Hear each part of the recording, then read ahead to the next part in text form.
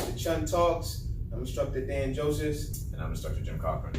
All right, so pretty much the show is we're trying to bring people on here, practitioners and stuff like that, to speak about their art, shed light about their art. People out there that study martial arts, it's not being the way you might want it to be, and the world would like to know what you're doing and what misconceptions there are about your art.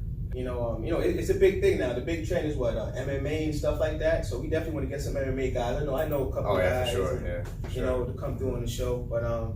But today, we're our first guest, like I said. So I'm gonna interview you. He's gonna interview me. That's it. Hope you guys enjoy the show.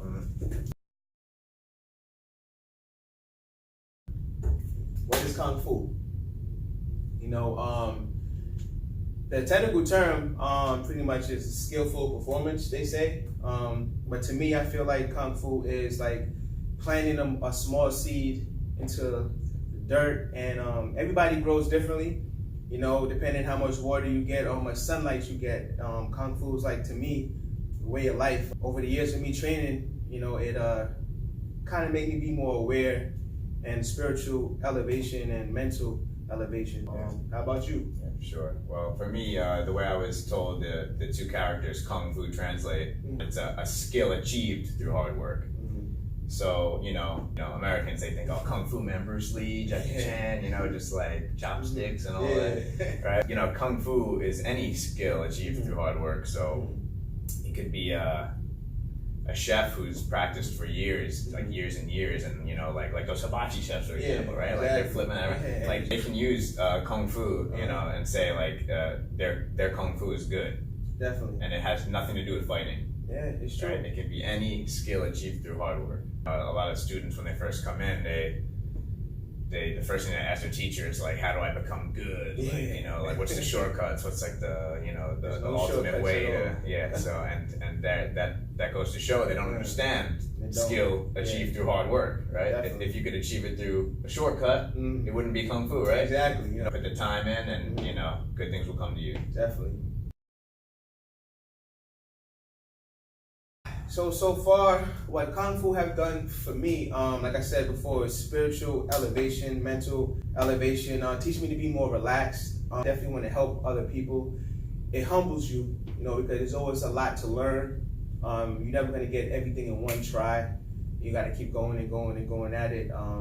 It's a passion. You have to develop this passion. Like, people think that you're going to go from point A to B just like that and think you're going to get it, and it's not. Like, going through the journey of Kung Fu is going to build character. You know what I'm saying? You're going to fail at some things. You're going to get some things better than other stuff. But if you, stay dedicated and just keep on going at it, don't give up, maybe, you'll start seeing it for what it is and start accepting it and accepting the journey and know that it's a marathon. Yeah, for sure. I don't recall ever having one big ultimate goal, really just taking it one step at a time. If you shoot too high in the beginning, you're going to be too hard on yourself, and you're probably more likely to just give up. So you got to take baby steps. Yeah, for me, my goal I never really sought out Kung Fu or Wing Chun. It kind of just happened upon me. I was always into just martial arts in general, How? I couldn't really tell you. As a kid, I must have been exposed to it through television, you know what I mean? Exactly. Television or family books or family members. When I knew it, I was begging my parents to just enroll me in something, you know what I mean? And so to this day, my goal, right? My Kung Fu, which is skill achieved through hard work. I'm out there just learning whatever I can, whatever. I'm always testing my theories, just testing to see how I can make something better, how I can make something more effective, more practical. The truth is, through studying martial arts, I've gotten so much better than I was, and then I realized how many more people out there are still better than me. And it humbles you. Exactly. It's a humbling experience. It definitely is. And by that, somewhere in that, you just want to be polite and peaceful to everybody. There are some practitioners out there that, the ego takes precedent of the whole style itself, where you're just like, you don't want to do it, like you said before, evolution is what it is. You definitely want to try it out, the martial arts out, to see if it works or not, make it more practical. And these days, because things evolve, like people stop punching the same way they did in the 16th century and stuff. So as a highly skilled practitioner, you definitely do want to teach your students and stuff to make sure they know how to apply it. For sure. Right. So let's talk about some of the misconceptions of Wing Chun Kung Fu. There's too many. There's a lot, you know. They say it's created from a female monk, which is true. And it was designed to defeat larger opponents. You know, so I feel like Wing Chun Kung Fu for street fighting, I feel like it is a practical thing, but as a practitioner, you got to see that and evolve. The misconception of us doing like the Ichi Kim Wa, right? I guess we get into Ichi Kim and the horse stance and stuff. People think that we're gonna fight like this. No, not at all. You know? Not at all, right? There's no difference between that and take, for example, another Shaolin stance or another Kung Fu stance, which is like a horse stance, right? Yeah. If I'm going to train and sit like this, does not mean I'm going to fight like this. Right? Like, come on, let's go. If the horse stance trains the outer muscles of the body, right? The Ichi Kimi Ma, or the character 2 stance, will train the inner muscles. So all it is same thing as going to the gym. Yeah, it's train. Other misconceptions. Chain punching, right? Yeah, chain punching. It's kind of, well, because these are Wing Chun people out there putting videos like that out there. So, you know. Like you said before, a boxer. You know, you see him doing the speed bag, he's doing this. He's going to be in the ring doing this. He's going to practically try to do this. Right. No, this is just a training drill, building up shoulder muscles and getting stronger. We teach the chain punching as a fighter function for the elementary student because they don't have much more. Right? They have to keep building up. You learn, you know, all these different ways to feel your opponent, right? To bridge your opponent. Yeah. And footwork as well. And it's just, now you have so much more in your arsenal. Yeah. Right? But in the beginning, you just have this. Yeah. So yeah, you know, we teach you to use that. But after that, anything, and if you are teaching it, you should not create the illusion that this is going to protect somebody when they go out there, right? Definitely. You should not create that illusion. You should either, you know, test it, prove it, and then pass it on. Or you should say, hey, you know, this is a martial art for recreational use only, you know.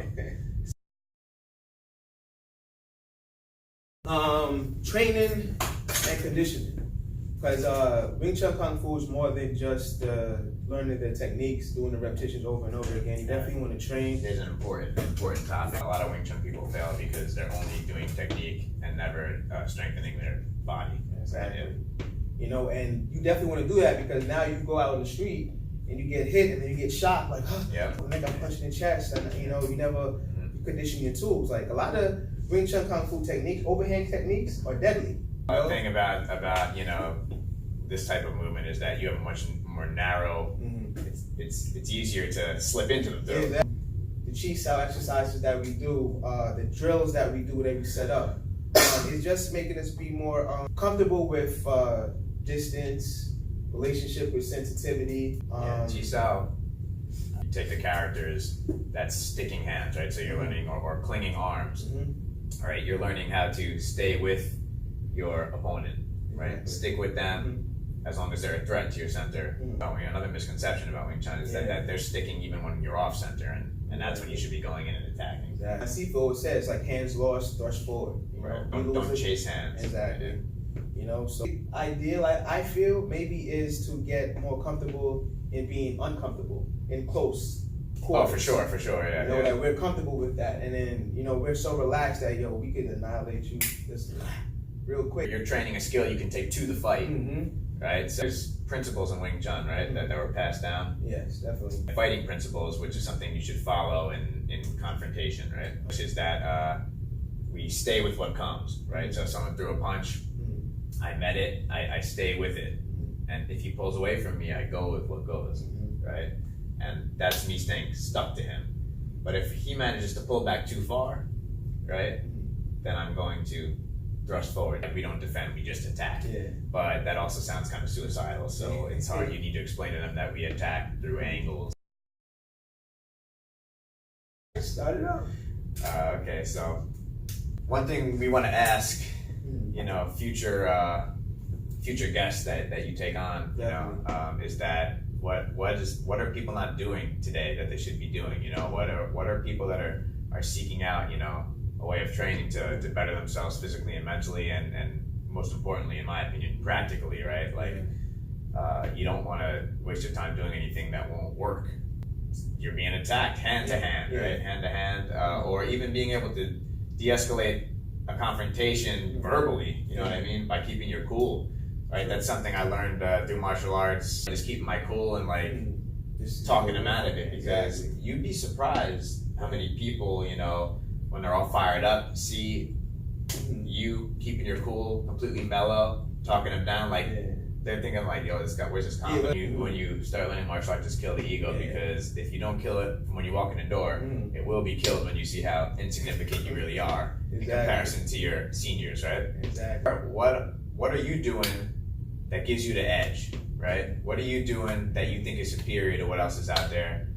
And whatever martial art you do, we want to know about it, right? Because we want to be open-minded and you know, grow ourselves. Yeah, and evolve and explore, you know, different avenues. Just like one of the things I always bring up again, like 1 + 1 is 2, and then 8 take away 6 is 2.